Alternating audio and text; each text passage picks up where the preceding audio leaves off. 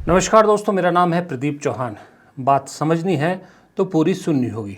और दोस्तों, आज फिर से उनके लिए बुरी खबर है जो दरअसल राहुल गांधी से नफरत करते हैं।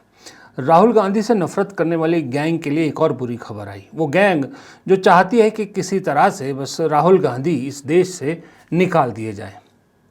उनके लिए बुरी खबर एक ये है कि उसी गैंग के एक सदस्य आप कह सकते हो, जो अक्सर राहुल गांधी की भारतीय नागरिकता को लेकर सवाल उठाते रहते हैं, कोर्ट में पीआईएल फाइल करते रहते हैं, जिनका नाम है विघ्नेश शिशिर, वकील हैं।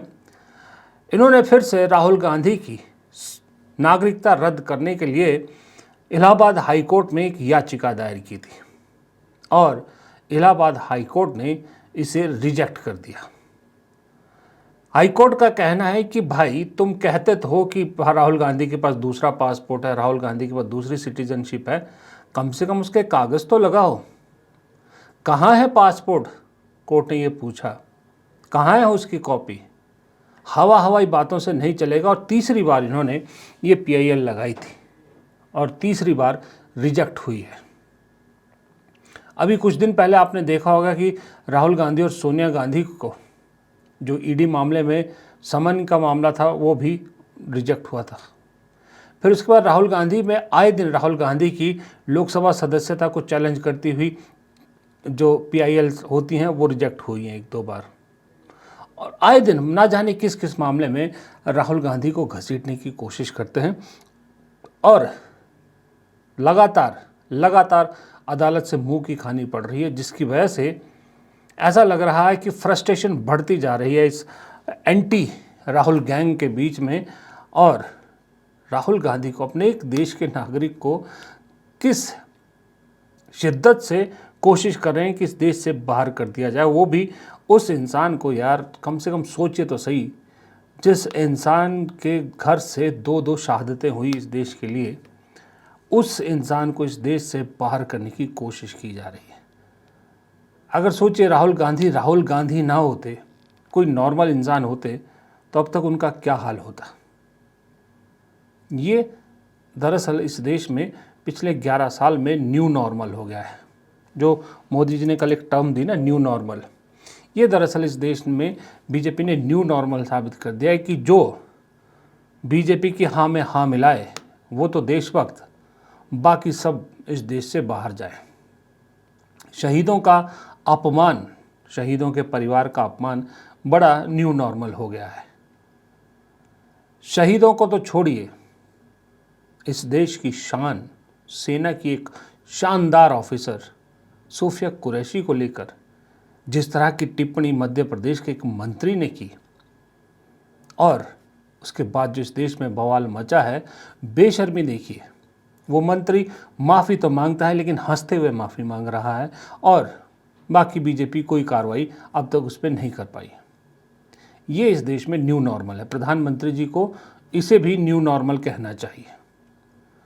ट्रंप लगातार अपनी बात पे अड़े हुए हैं। आज फिर उन्होंने कहा है कि मैंने ही सीज़ फायर करवाया पाकिस्तान और भारत के बीच में, व्यापार की धमकी देकर।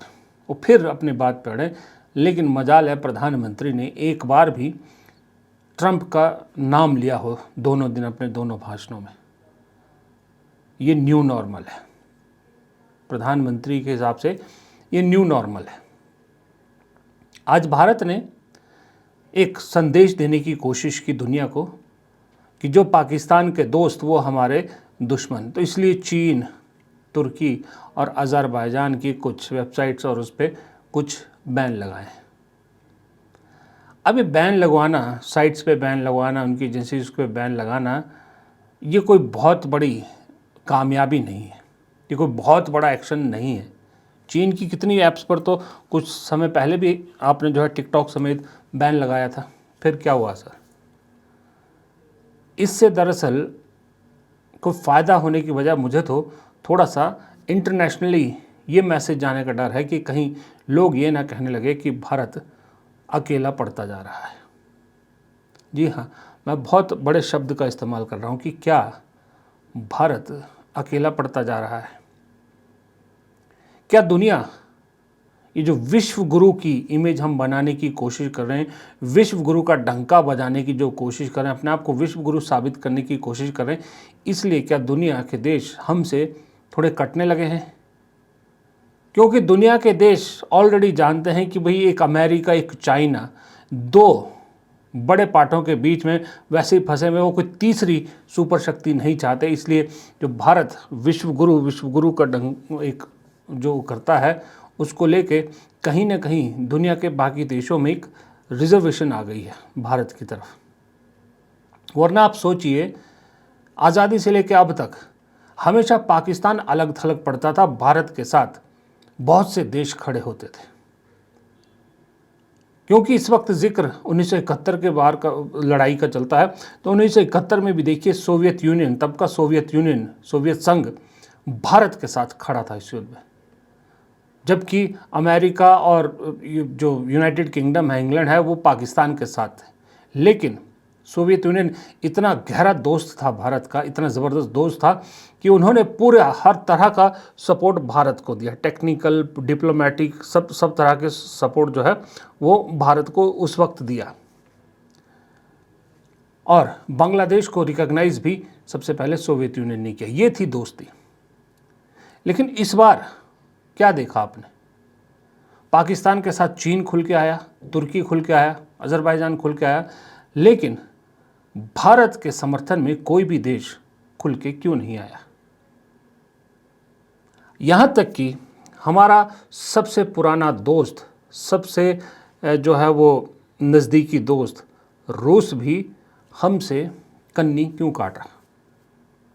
ये देखिए, कहा यह जाता है कि यूनाइटेड अरब अमीरात, Russian federation, Israel, Afghanistan, France, Bhutan, Bangladesh और यूनाइटेड स्टेट भारत के क्लोज अलाइज हैं, यानी दोस्त हैं भारत के। यूनाइटेड स्टेट, अमेरिका ने क्या खेल खेला है ये तो देख ही रहे हैं, कितनी फजीयत करवा दी है डोनाल्ड ट्रंप ने। यूनाइटेड अरब अमीरात खामोश रहा, रशिया भी दूर रहा, इजराइल ने शुरू में सपोर्ट किया लेकिन उसके बाद वो भी एक तरह से खामोश हो गया। अफगानिस्तान तो बेचारा वैसे ही अपने दुख का हमारा देश है। फ्रांस, भूटान, बांग्लादेश कहाँ है? बांग्लादेश के साथ कैसे रिश्ते हैं ये भी सबको पता है। तो अपने खासम खास दोस्त भारत से छूट गए हैं, छूट रहे हैं। क्या ये किस चीज़ की कमी है? क्या हमारी विदेश नीति में कुछ कमी है, या हम लोगों ने अपने आप को कुछ ज़्यादा आंकना शुरू कर दिया है, या जो इमेज, एक डोमिनेंट इमेज बनाने की कोशिश की जा रही है वो भारी पड़ रही है? इसमें कोई शक नहीं कि भारत की इकोनॉमी ग्रो कर रही है, इससे बहुत से देशों में तकलीफ़ हुई है, भारत के बढ़ती हुई इकोनॉमी से तकलीफ़ है। लेकिन उसके साथ जब आप डोमिनेंस की बात करते, उस एक कहते हैं ना दबंगई स्टाइल में बात करते हैं, तो बहुत से देशों को रास नहीं आती। वैसे भी अमेरिका के चक्कर में रशिया जैसा खासम खास दोस्त हाथ से निकलता जा रहा है। लेकिन अमेरिका का खेल देखिए, यूनाइटेड स्टेट का खेल देखिए, पाकिस्तान और भारत को एक ही पलड़े में रखता है। चीन के साथ ट्रंप अपने व्यापारिक रिश्तों को सुधार रहे हैं, वो समस्या सॉल्व हो गई। रशिया के साथ दोस्ती बढ़ा रहे हैं, रशिया यूक्रेन के बीच में समझौता कराने की कोशिश कर रहे हैं, और रशिया से दोस्ती करने के चक्कर में यूक्रेन को हड़काने पे उतर आया अमेरिका। यूनाइटेड अरब के दौरे पर तो ट्रंप अभी है ही, वो तो अपना खेल खेल रहा है, लेकिन भारत को रशिया से दूर कर दिया। रशिया दूर हो गया भारत से इस चक्कर में कि अमेरिका से दोस्ती बढ़ानी है, अमेरिका के नज़दीक जाना है। चीन आपसे पहले ही दूर था और दूर हो गया है, और यूनाइटेड अरब अमीरात वगैरह तो आपको पता है कैसे एक साथ खड़े हैं, अलग से न्यूट्रल बन के खड़े हैं। कनाडा से रिश्ते ख़राब हो गए हैं, बांग्लादेश से रिश्ते ख़राब हैं, नेपाल सवाल पूछने लगा है। तो अल्टीमेटली कहने को आपके पास एक सच्चा दोस्त बचा है जो कोई सवाल अब तक आपसे नहीं पूछ रहा, वो है भूटान।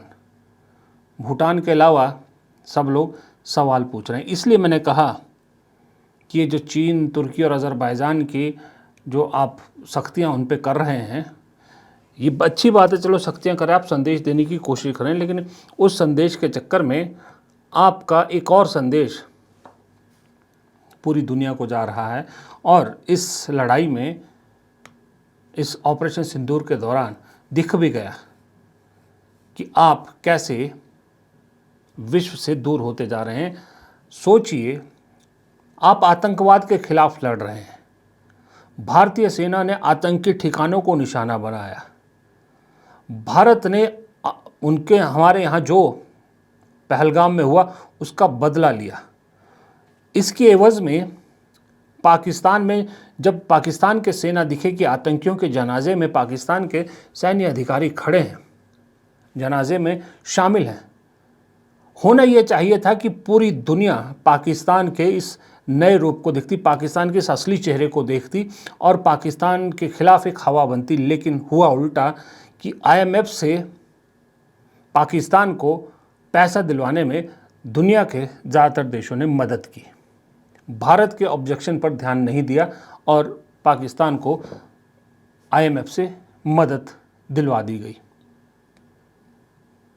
ये अभी हम लोग जो है वो चीज़ों को क्योंकि कवर अप करने की कोशिश कर रहे हैं, उसमें चीज़ें छुप रही, लेकिन लॉन्ग रन में ये चीज़ें सामने आएंगी। इन चीज़ों को अभी से एड्रेस करना बहुत ज़रूरी है कि दरअसल मुझे ऐसा लगता है, मैं कोई फॉरेन एक्सपर्ट नहीं हूँ, मैं कोई फॉरेन पॉलिसी एक्सपर्ट नहीं हूँ, मैं कोई डिफेंस एक्सपर्ट भी नहीं हूँ, लेकिन एक आम भारतीय के नाते मुझे ऐसा लगता है कि जो आपका पुराना दोस्त होता है ना, नए दोस्त के लिए उसको नहीं छोड़ना चाहिए। मुझे लगता है भारत को रशिया के साथ अपने रिश्तों को और अमेरिका के साथ अपने रिश्तों को फिर से एक बार रिविजिट करना चाहिए कि क्या हम लोग सही रास्ते पर चल रहे हैं। आज भी हमारा सबसे बड़ा डिफेंस पार्टनर जो है वो रूस है। ठीक है, इजराइल भी बहुत सारी चीज़ों में मदद कर रहा है, लेकिन रूस को हम छोड़ नहीं सकते। और अमेरिका का फ़िलहाल जो रुख रहा है, फ़िलहाल क्योंकि मैं अपनी सरकार, हमारी सरकार जो कह रही है मैं उसको मान के चल रहा हूँ। जो हमारी सरकार ने कल ऑफिशियल विज्ञप्ति दी, जो बयान जारी किया कि कश्मीर पर अभी भी वही स्टैंड है कि यह जो है द्विपक्षीय मामला है, हम किसी तीसरे देश की मध्यस्थता नहीं मानेंगे।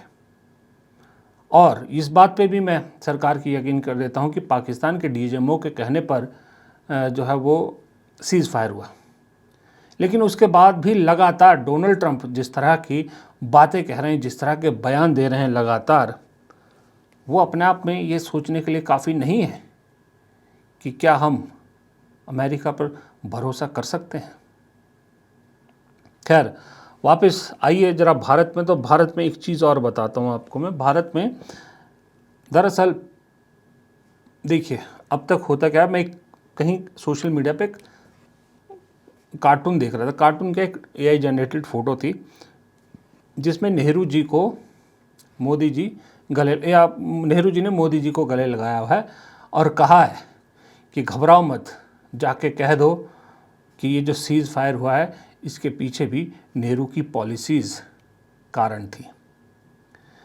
ये एक सटायरिकल है, लेकिन मुझे ऐसा लग रहा है कि फिर वही अपनी नाकामी को छुपाने के लिए पुराने लोगों को क्यों सहारा बनाया जाता है।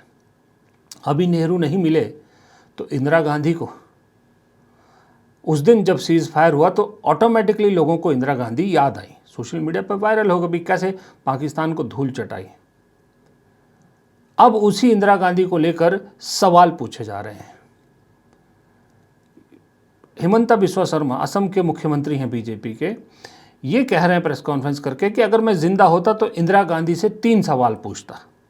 पहला सवाल कि वो POK से वापस क्यों आई, दूसरा चिकन नेक 100 किलोमीटर तक क्यों नहीं फैला, कॉरिडोर क्यों चौड़ा नहीं किया, और secure sea port access to North East ये क्यों नहीं किया।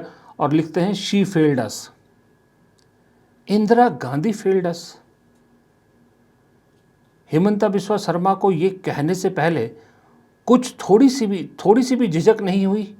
शी फेल्ड अस, जिसने पाकिस्तान के 2 टुकड़े किए उनको लिख रहे हैं शी फेल्ड अस कि POK क्यों नहीं लिया। अरे वो इंदिरा गांधी ने तो कभी दावा भी नहीं किया था कि हम POK वापस लेंगे।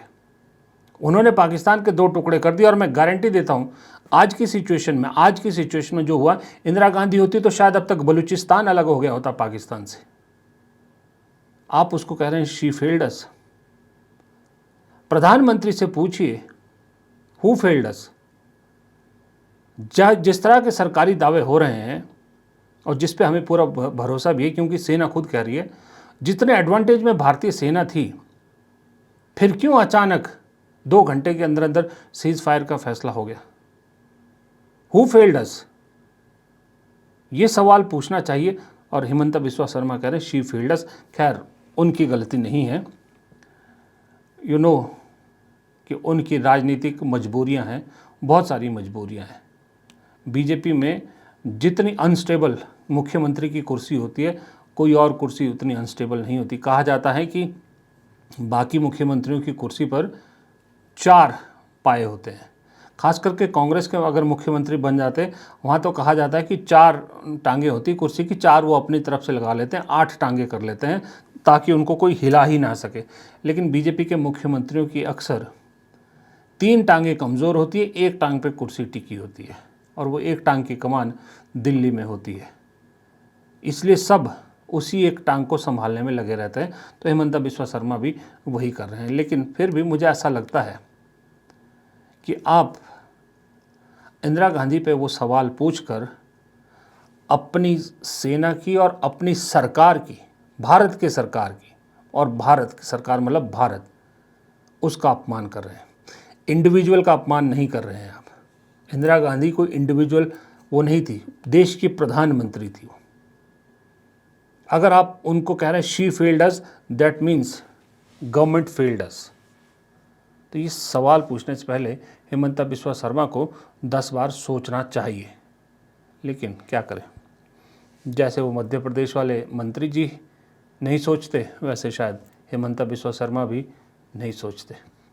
फिलहाल इस वीडियो को यहीं रोकते हैं। अगर आपको वीडियो पसंद आया हो तो वीडियो को लाइक करना मत भूलिएगा। प्लीज़ वीडियो को ज़रूर ज़्यादा से ज़्यादा लाइक कीजिएगा। कमेंट बॉक्स में अपनी राय देना मत भूलिएगा। और चैनल को अगर आपने सब्सक्राइब नहीं किया है, चैनल को ज़रूर सब्सक्राइब कर लीजिएगा। और हमारी मदद करना चाहे तो सुपर थैंक्स और ज्वाइन बटन के ज़रिए आप हमारी मदद भी कर सकते हैं। नमस्कार।